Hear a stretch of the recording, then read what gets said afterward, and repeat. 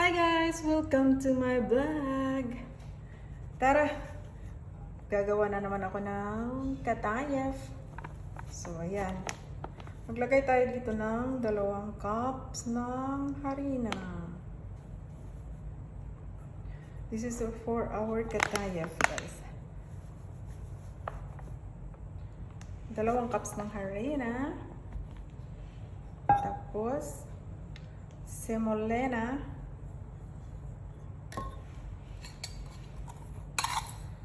2 spoons of sugar. Yeast. 1 tablespoon of yeast. Then, baking powder. Medium lang. Tapos, cornstarch. 2.5 spoons cornstarch. Like that. At lalagyan na natin siya ng tubig. Yan. 2 cups ng tubig at saka. Yung tubig niya is 2 baso at saka 3/4. Yan. So, we need to mix. Mix. Para maghalo yung mga pinaglagay natin.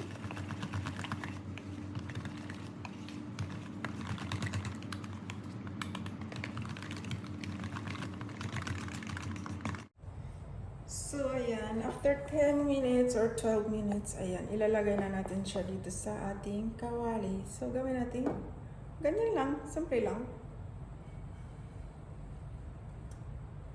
Ganyan lang, guys.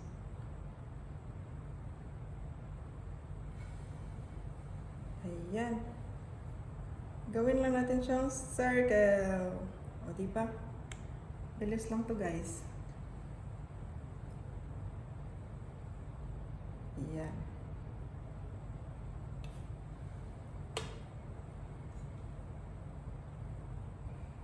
May sumabit pa. Oh, wait. May forma.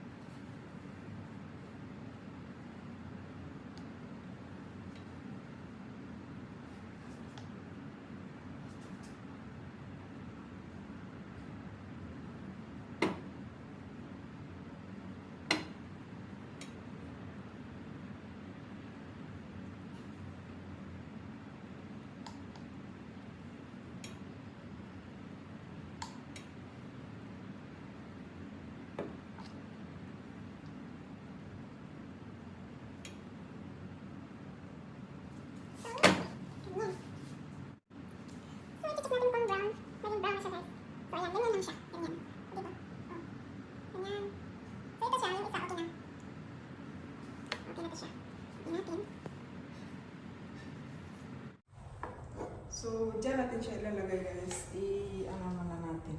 Ganyan. Kasi palamig. Palamig muna natin.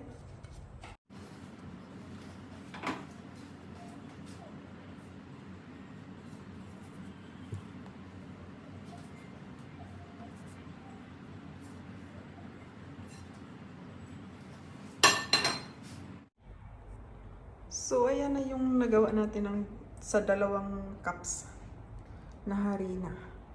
Yan na siya. Diba? Ang dami. Lagyan natin siya ng cheese, guys. Uy, wala na. Hindi kasama. Ayan.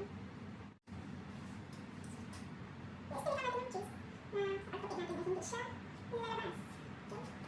Ayan.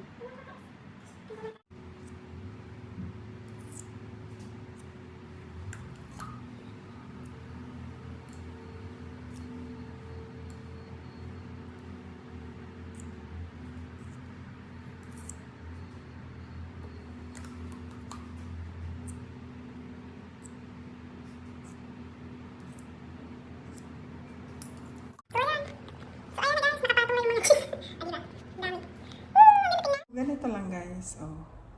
Ito na yung nilalagay natin. So, ayusin lang natin para hindi siya lalabas yung cheese. At saka natin siya i-balot. Ganyan lang. Tapos, yan.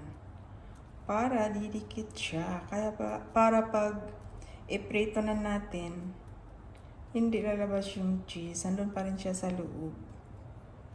Yan, ganyan. O, diba? Ganyan lang, guys. Ganyan lang kasimple. Bilis lang.